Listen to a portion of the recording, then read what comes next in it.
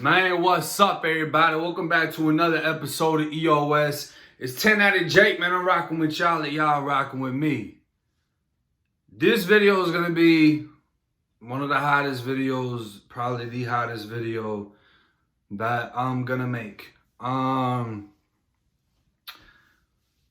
So I told y'all my aunt recently got diagnosed again with breast cancer. And the first time she was diagnosed with breast cancer, I was inside of prison. This was 2014. I was at Appalachia CI, and I remember everything. You know, when you're in prison, you look forward to mail every single night, even when nobody writes you. Especially when you're in confinement, you know what I mean? It's a little bit different when you're in a dorm, but when you're in confinement, there's nothing to look forward to except for trays, showers, and mail. And you know, they come around, they do mail, you get your hopes up a little bit, you might be sitting on the toilet, you might be sitting up on your bunk, and they'll walk by, you'll see the officer stop in front of your cell with all the mail, and he'll either throw something under your door, or he's gonna keep walking. Well, I got a letter, and super excited like always, you know what I mean? Like, it takes you out of reality for a minute when you read a letter. That's why I used to love reading long letters, and I tell her, write me a long letter. I don't care what you're talking about. Just make it a couple of pages, so it's just like, you know what I mean?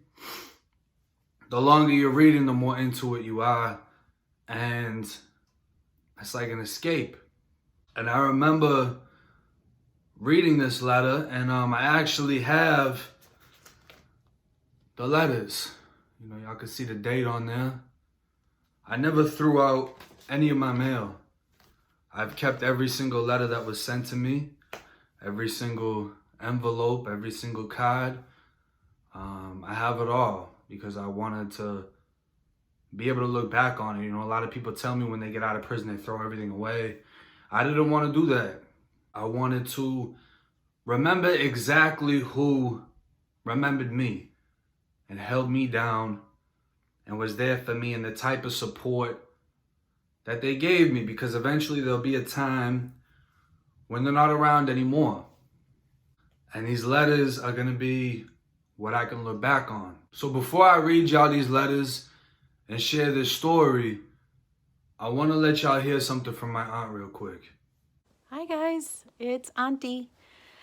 I just want to say hi and let you know that I was recently diagnosed with breast cancer. It's stage 2 invasive ductal carcinoma, grade 3, triple positive. So that means that I need to start with chemotherapy for I think 6 weeks, and then I will most likely have surgery. I'm not sure if it's a lumpectomy or a mastectomy yet. And then once surgery's done, I will get a couple of months of radiation. After all that's done, my plan is to rebuild and get healthy again. So I have some tests next week to make sure that it hasn't spread anywhere else in the body before they start treatment. Hopefully not. This isn't my first go with cancer. I had breast cancer back in 2014, actually while Jake was in prison. But that one was much smaller, and it just required a lumpectomy, and I didn't need chemo or radiation, so I never got sick. I just had to recover from surgery, and then it was done. And I didn't feel like a cancer patient, probably because I didn't have to go through any treatment. So once surgery was done, it was over, and I didn't give it a whole lot of thought. And this time, it's a good-sized tumor. It's aggressive, which means it's moving around the area, and they don't know if it's spread yet. So I have to fight this one with everything I have. I am going to get sick, probably lose my hair, and all the other things, and then get healthy, hopefully. So I appreciate you watching, and I appreciate you all supporting Jake the way you have. It's amazing. I'm still watching his videos and supporting him in the little ways I can. I'm proud of him for inspiring everybody, and just reaching out and letting people know what it's like out there, and how you can make your life better, and be supportive of each other. That's what I am going to need going through this cancer treatment, and that's what Jake is spreading the word and doing himself. So keep up the good work, everybody. Thanks for your support for me and all your sweet comments, and I'm always watching. Now, my aunt does have a GoFundMe set up, and you know, I got a lot of supporters, I got a lot of subscribers. I appreciate all of y'all. Y'all know I like to send donations in different directions, whether it's you know, one video I had a GoFundMe link to a murder victim. Another post, I had a GoFundMe link to my brother trying to start a business. And from this point on, I'd like to ask that anybody that wants to donate, please send that to my aunt's GoFundMe instead of the channel. You know, everything that comes with cancer, the bills, it can be very devastating financially, and any help counts, you know what I mean? So I'd appreciate if anybody did want to donate towards the channel, please send that to my aunt's GoFundMe. I'm gonna have the link posted in the description. It's gonna be the first pinned comment. I'm gonna have that GoFundMe all over the fucking place, and I'm gonna have her back just like she had mine. You know what I'm saying? She's the original rocker. She been rocking with me, and I'm rocking with her. So let's jump into the story. I'm reading the letter, and I'm gonna actually read the letter to y'all, so y'all can really imagine how it was taking it all in. Hi, Freddie. Now, I know y'all gonna be like, wait, ain't your name Jake? My aunt always had a nickname for me, Freddie. Freddie, Frederick, whatever. It was just, that was her thing. It's always been her thing. She always calls me Freddie. So, that's how she started the letter off. Hi, Freddie. I'm sorry this letter took so long to get to you. First and foremost, I know you want to know about Kelly. Kelly was a girl that I knew before I went to prison. And I liked her, this, that, and the third. Never, you know, got with her, nothing like that. But I had tried to reach out, you know what I'm saying, and wrote her a letter. And, you know, she's just telling me what the girl said back. I scanned and emailed her the letter today and told her if she had any reaction or comments to let me know so I can pass that on to you. She was happy to hear that you wrote her a letter with an apology, but because of my recent surgery, she had to wait 2 weeks to get it, and she emailed me twice, so I know she was anxious to see it. So as soon as I hear back from her, I'll write you again. Also, there's something that I've had going on lately, and I didn't want to tell you about it before because I didn't want you to worry knowing you're not around me right now. Now, when I read that, you know, I hear Kelly and I get excited and I'm thinking like, ooh, I'm about to have a pen pal, I'm about to get some pictures, that's that baby. You know what I'm saying? And then I read the next sentence and I'm like, what is she talking about? You know what I'm saying? Like, where is this letter going? You know what I mean? And I paused and I hesitated before I kept reading. Anyway, I was diagnosed with breast cancer in February 21st, Grandma's birthday, and that's why I had surgery 2 weeks ago. It's been a very difficult and scary time, but a lot of good has come of it. The second I read that, I stopped and I put the letter down. And I felt like I got fucking shot in the chest. You know what I'm saying? Like, I felt like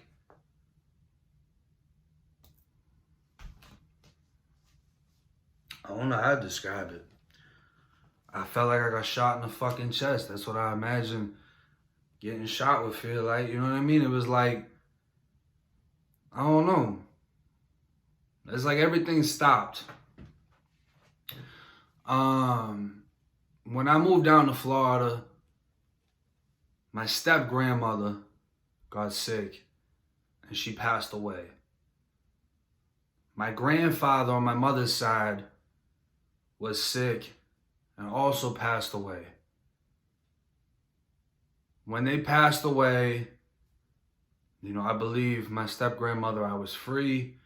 My grandfather, I was in a program. And what fucked me up the most is that their last wish was to see me.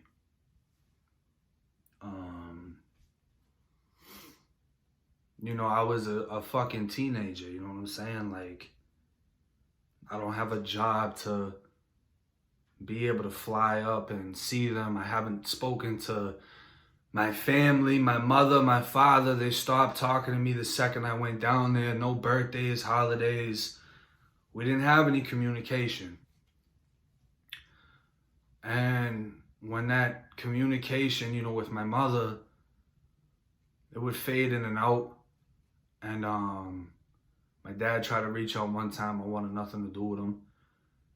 But it was basically passed on to me, and it was, you know, they let me know that their last wish was to see me.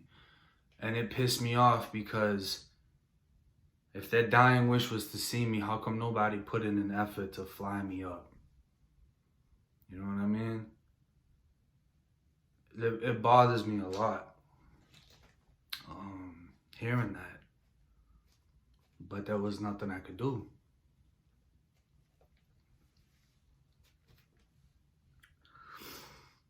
So when I read this,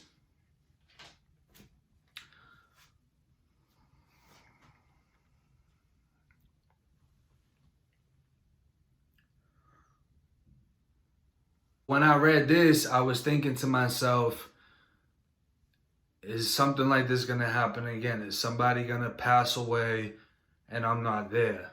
You know what I mean? And it filled me up with fucking anger. I had a bunkie I didn't like. And you don't really know how to handle anything like this inside a prison. Because there's no one to talk to. There's no one that gives a fuck. There's no... You just wanna hurt somebody. You wanna make somebody hurt the way you hurt.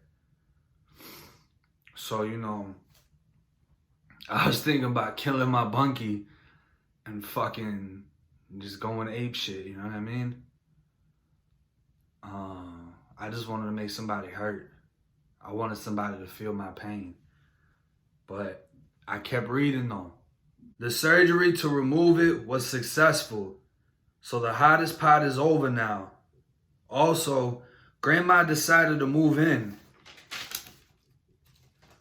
to help me get through the recovery. She is also doing lots of cooking since the day I came home from surgery. I've lost 11 pounds. I'm doing the foods and herbs that Grandma and a doctor that my grandmother is friends with do, and it's been making me feel a lot better, and it will also help me to make sure that the cancer never comes back. I don't need chemotherapy, which was another great news, but I do need radiation treatment. I'm just not sure if I'm going to do it. Radiation is so damaging to the body, but it also lowers your chance of getting cancer again. But Grandma believes she can change my body naturally and avoid harmful radiation. It's a hard decision. What would you do? Any idea? And I fucking remember I wrote back I wrote back like radiation. That sounds like some alien shit. I wouldn't do it. And I was just trying to be as funny and, uplifting as I could through a pen and paper since I can't even get on the fucking phone. I'm in confinement. You know what I mean? And I'm battling my own shit, wondering what the fuck's gonna go on and if I'm gonna rip my bunky's fucking head off and throw it out of the flap.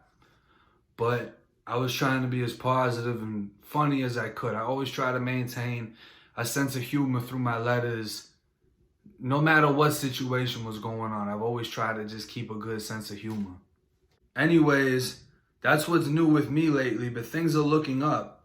Are you getting settled into your new location? I love your thoughts about career choices when you get out. You have great talents and have so many ways you can do what you love and get paid for it. You're very lucky to have those talents because a lot of people aren't born with any and have to rely on schooling alone, but you have so many options. Oh, I'm also graduating in June, so school is finally almost over. Woohoo. Do you know that Chloe is almost as tall as me already? She grew like a foot this past year. It's crazy, LOL.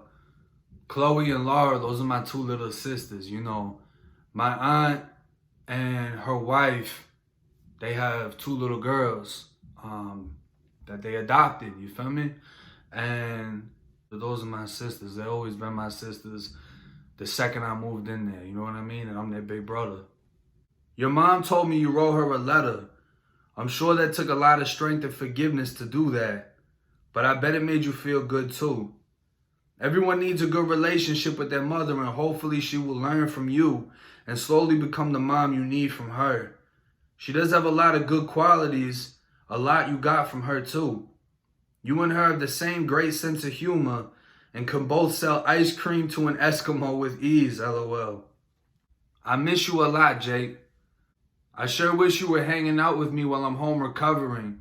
Movies, munchies, pizzas, blankets, good times.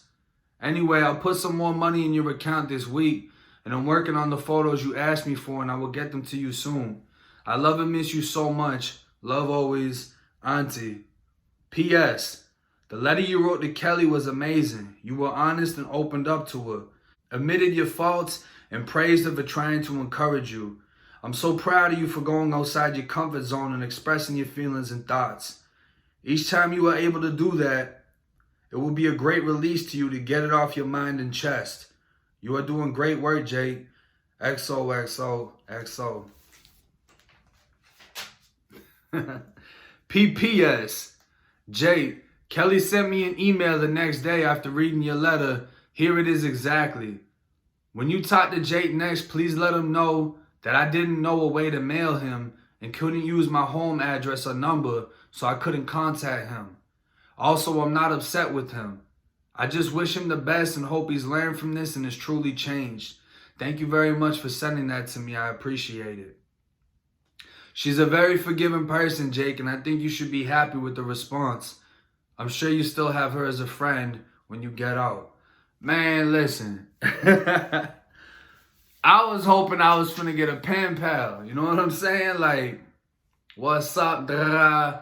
I fucked up, but what's happening? She wasn't with that shit. Her parents didn't want her to write me. They knew I went to prison. It is what it is, though, right? Now, a lot of time elapsed from the first letter to the second letter, and that's just how it is when you're in prison. Sometimes your people will write fast. It'll take a minute to get to you. The prison will hold your letters. But the first letter was sent to me April 22nd, and I didn't get a reply until May 14th. So, this whole time period, a lot of shit's going through my head. Even though she says she's good, she's recovering, you want more comfortability because you don't know what the fuck is going on, especially in confinement. So this is the second letter that I got from my aunt. Dear Jake, I got your letter today and had to write back immediately. That was the sweetest letter with amazing kind words. You have made my whole month. Thank you for that. Smiley face. I was diagnosed on Grandma's birthday. It was a Friday, And I was expecting to hear that the tests were negative because 2 doctors told me that I had an 80% chance that it was nothing. Wrong. That was probably the hardest weekend I've ever had. Just trying to process what was going on, what kind of surgery treatment I'll need, how long this will take, etc. The next appointment was with the breast surgeon who explained the pathology results.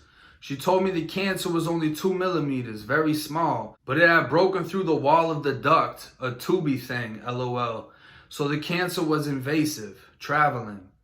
She also explained that since this was so small, I only needed, I don't know, it's written in cursive, I don't know what the fuck it is. It's some type of doctor shit. I couldn't read it then, I can't read it now. But she said it's basically where they only take out the cancerous tissue. I had the option of doing a breast reduction at the same time if I wanted it. Obviously, I jumped at the chance, lol. So on April 10th, I had a 7-hour surgery. They removed a lymph node to test it to make sure cancer didn't spread anywhere else. And it didn't. The cancer is gone, and I've lost 22 pounds in 4 weeks on my new healthier eating lifestyle.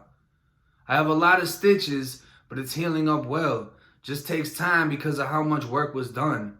Since I was home from surgery, I've been 80% raw foods, herbs, smoothies, and exercise. I go back to work soon. I'll be having a second surgery in the fall because it will reduce my chances of getting this kind of cancer back in the future.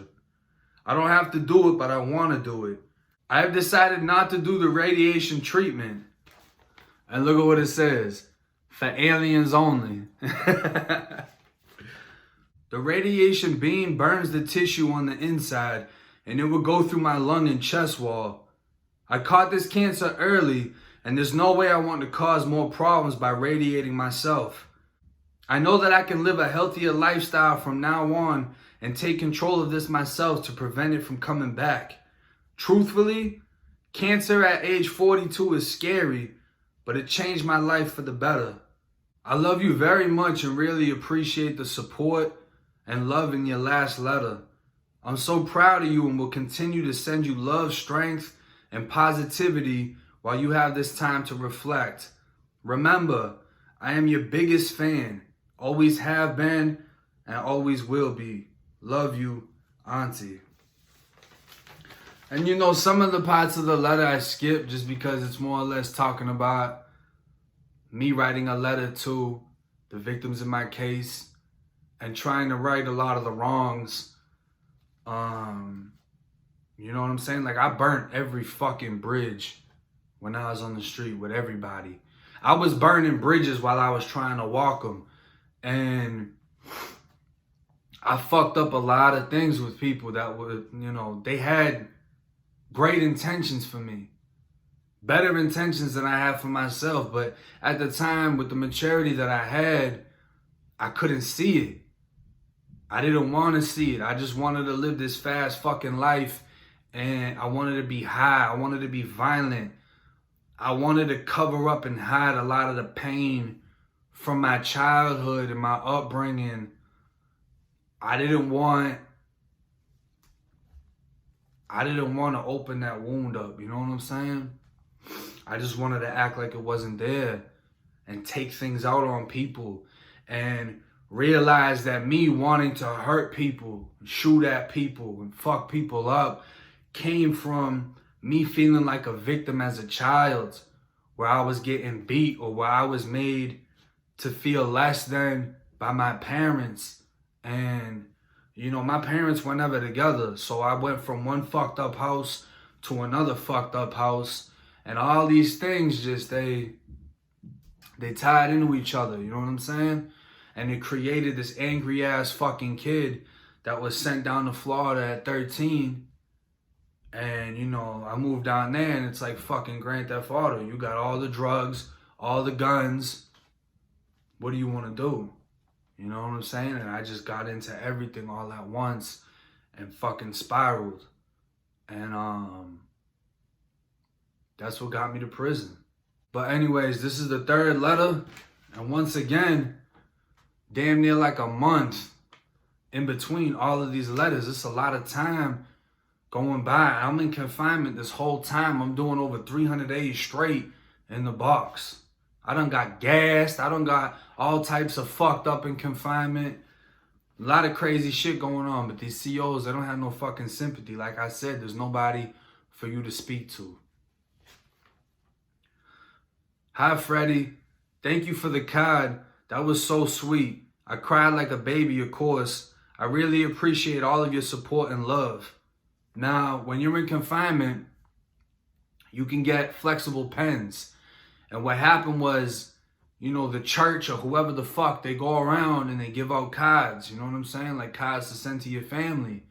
So I got a card and I drew a butterfly coming out of a flower.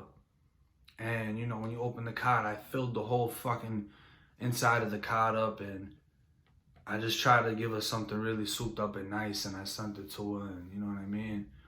Just to try to do something to put a smile on her face. I've lost 30 pounds in 2 months. Can you believe it? By the time you get out, I'm going to look like a whole new skinnier person, LOL. I think the art in the card is the most amazing thing I've ever seen. Your talent amazes me. I love dragonflies too. Matter of fact, it might have been a dragonfly, not a butterfly. I used to do a lot of butterflies. I think this one was a dragonfly though. Do you remember the day of your friend's funeral? We were at the cemetery and a bunch of dragonflies were flying around you and even followed you whenever you walked away. I had this overwhelming feeling that it was your friend letting you know he was with you. So I told you that and you seemed to like it. Ever since that day, whenever I see dragonflies, I think of my grandfather and it makes me feel loved. And I love that we share that connection. This is the weirdest thing, right? From the funeral to pretty much any other aspect in my life, even inside of prison, anytime I saw a dragonfly, good things happened. I remember being at war and carrying knives and thinking, you know, when we go to chow, we're gonna wet this dude up. Or maybe someone was trying to wet me up. And I would see a dragonfly and it would calm me. It would calm my nerves. And this situation would de-escalate without me having to do anything. It was like these dragonflies were guardian angels, and it's like that to me to this day. I don't see them often. They only come around when I need them, and when they come around, everything that's negative around me becomes fixed, and I get that comfortability once again. It's crazy. I love you forever and miss you so much. You know, a few days after I was diagnosed with breast cancer, I was kind of in a fog in my head, so Sean took me shopping to get my mind off it. In the store, I turned the corner to another aisle and there was a wall of wooden signs with different quotes on them. The first one that grabbed my attention made me stop in my tracks and I started to cry. In a good way, LOL. I immediately bought the sign and it hangs in my living room so I can see it every day.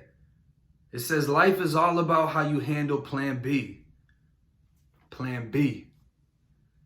It reminds me that your life can take a big turn in a way you didn't expect. But things happen for a reason, and it's important to handle these changes positively and create a new path towards greatness. The same could be said for you, Jake. Your Plan B begins when you come back into society and surround yourself with people who love and care about you and will support you until you get on your own 2 feet and for the rest of your life. Stay positive and be well. I'll be putting some money in your account tomorrow. Love you, Auntie. P.S. Write the kids back soon. Every time I get a letter, they ask me if there's one for them. The love.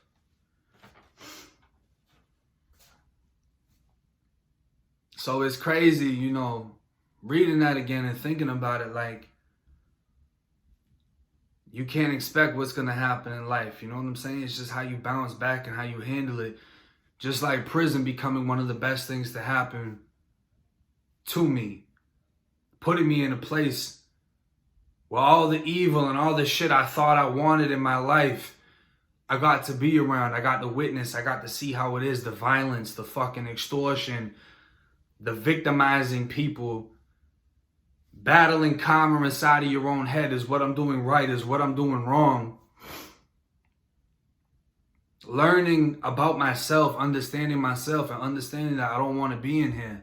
I don't want to be this type of person. I thought it was cool to be violent and a badass when I could wake up and choose not to do that. You see what I'm saying? It doesn't matter if I lived in a fucked up neighborhood or not. I could place myself somewhere else. I could choose to go here instead of going here. But when you're in prison, you don't have that fucking option. You wake up in this society and you have to go by these rules. You have to abide by the shit that's in here. You gotta go by it. You gotta be violent. You gotta be this angry, aggressive person. And now I'm out and I'm able to speak on it and I'm able to make a career out of this, out of telling my story. And maybe, this prison shit isn't gonna last forever, but it's given me a persona, an identity. People know me. People want to hear what I have to say, and it doesn't necessarily have to be about prison. I can show people my life and I can motivate people on how to live life, you know what I'm saying, after prison, and how to succeed. And just like I just bought a new fucking car and it feels amazing. And it's not that I got all that money off of YouTube. I didn't. I've been saving all my fucking money. That's why I got credit, you know what I mean? That's why I got a chain. I saved up for the things I wanted. My big brother Goo, that's why I wanted to get a chain, because my dog Goo got a chain. And he was a big influence on me, a big positive role model in my life. When I got out, I said I wanted a specific car, and I waited until I got that exact fucking car that I wanted. That's exactly what I have parked out front. The exact thing that I wanted. I made a lot of things happen, and I definitely couldn't have done it without the support of my aunt and the support of my grandmother. To write me these letters and to keep my thoughts on track, to keep my mind thinking of the positive. That time in confinement, even though over 300 days was fucking torture, and mentally it hurts you, it abuses you, it fucks with your mind, it twists your thoughts. But the more positive letters I would get, I would read them over and over and over again. Just putting that positive energy into my mind, manifesting it, and just, I don't know. It's crazy. It's crazy how things play out. But when I got that text message recently, I found out she had cancer again. And it hit me the same way. You know what I mean? I was on the bed and I looked at my phone and I read the message. And it sucks because I can't kill cancer. You understand what I'm saying? Like, it's one thing if someone's threatening my life or one of my family members. I can handle that. You know what I mean? I can deal with that situation. But I can't shoot cancer. I can't put my hands on it. I can't stab it. I can't. So you feel helpless.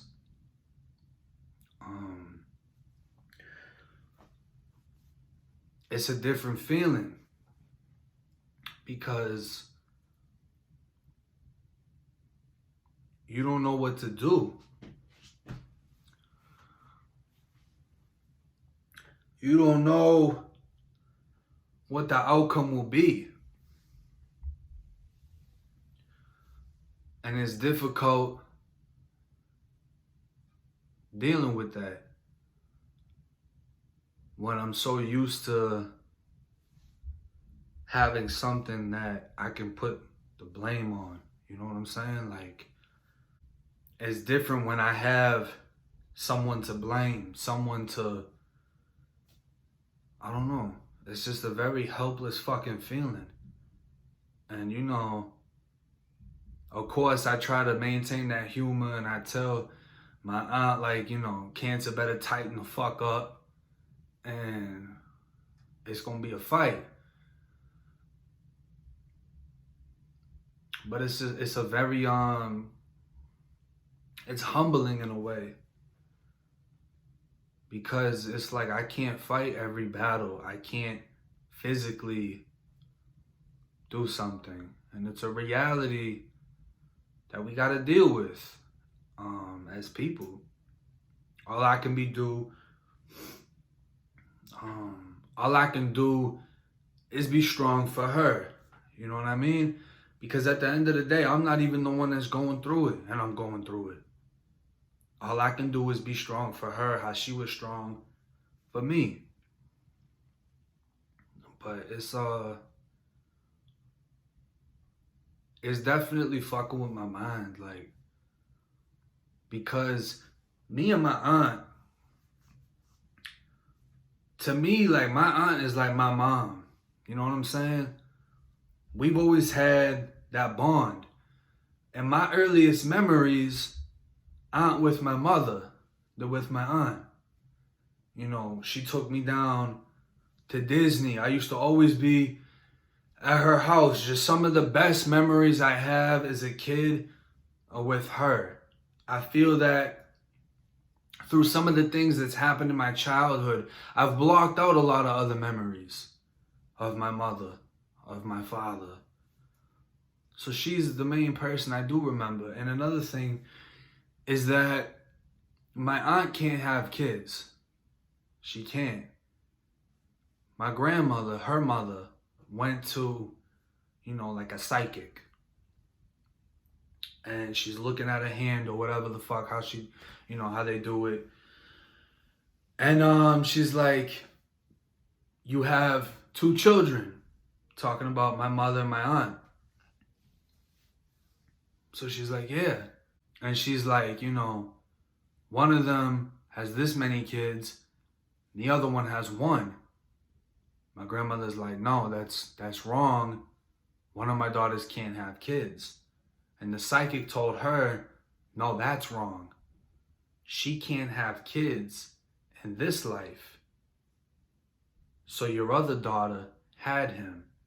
But that is her son from another life. And it was fucking insane hearing that, because they're basically saying that my aunt was my mother in past lives.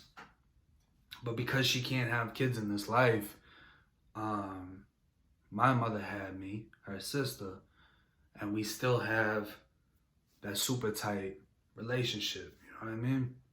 And when I moved down from Florida, her and her girlfriend Sean, they took me in.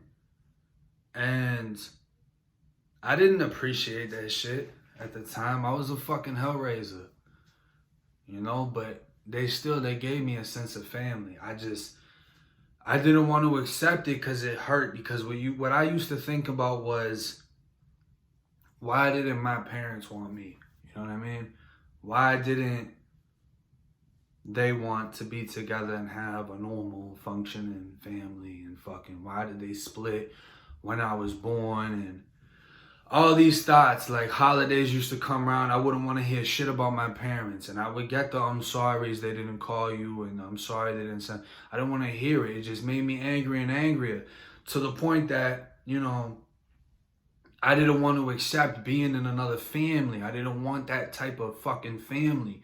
I wanted a gangbang. I wanted a different kind of family based on some different shit. You know what I mean? Because the majority of these kids I was around, we didn't have a normal functioning fucking household. That's what it was. And by the time I went to my aunt's, I didn't want that shit. I wanted nothing to do with it. And no household is perfect, but there was a lot more love for me in their house than any other house that I was in. And I wasn't going for it, you know what I mean? I didn't want nothing to do with it. But then again, I had a lot of good times. We went camping, where we just hung out and watched movies. When, they would let me babysit the girls, my little sisters, they would go out to eat. And I would be supposed to have them in bed by like 9, 10. We'd stay up until like fucking midnight, 1 o'clock in the morning. We'd shut all the lights off. We had the Nerf guns with the lasers, and we'd go to war. We would hang out. I'd make the macaroni, but I'd take 2 cheese packets. So 1 box of macaroni would have no cheese packet in it. So we'd have extra cheesy mac. We'd all hang out. We'd buy a movie. You know, we'd watch a kid movie first. My youngest sister would go to sleep, and me and the older one would watch a scarier movie. We would hang the fuck out. There was a lot of good ass times. And I wish that I didn't, you know, I wish I wasn't so negative during a lot of those moments. But there was so much fun that I had growing up in Florida and, you know, being around them. And you know, like I feel like I owe a lot to my aunt. She's always had my back through whatever. She's always rode for me. She's always tried to, no matter how much shit I would do to let her down, you know, I was fucking crazy in high school. She would still show up and tell them he's a good kid, this and that. And I mean, I'm fucking bringing guns and pills and all type of shit in school, but she still stood by me. She never gave up, ever. You know what I'm saying? And it feels good to not only be doing something positive now that she can stand on and be proud of, but to be in a position where I can help her. I can help her by shedding light on what's going on with her right now and try to help her with as many donations, as much money as I can put into it, whatever I can do to help with the bills, to help with whatever it is I can do. Just love and support, being able to be free and be in contact. And she's gonna try to fly up really soon too. And we'll be able to hang out, and if she can't fly up, I'm gonna fucking fly down. And I appreciate all y'all that's rocking with me. You know, I appreciate all y'all that's been supportive, all y'all that have left love and support on the post of my aunt, everyone that sent donations. You know what I'm saying? And it's gonna be a fucking fight. I know she gonna fight. I know she gonna fight. But yeah, it's 1090J. I'm rocking with y'all, and y'all rocking with me. Till next time.